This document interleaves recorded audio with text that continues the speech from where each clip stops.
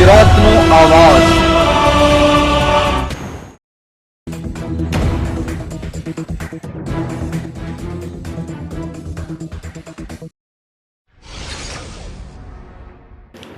રાજકોટ જિલ્લાના ધોરાજીમાં નગરપાલિકામાં 3 વાહનો નવા આવ્યા।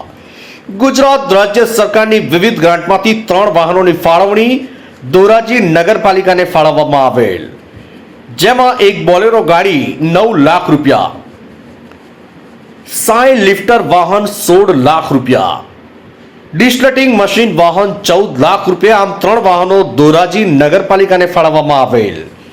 આ વાહનો નગરપાલિકાને સોંપવામાં આવેલ અને આ વાહનો દીકરીઓ દ્વારા કંકુ તિલક કરી, ફુલહાર કરી, શ્રીફળ ફોડી મીઠા મોઢા કરાવવામાં આવેલ।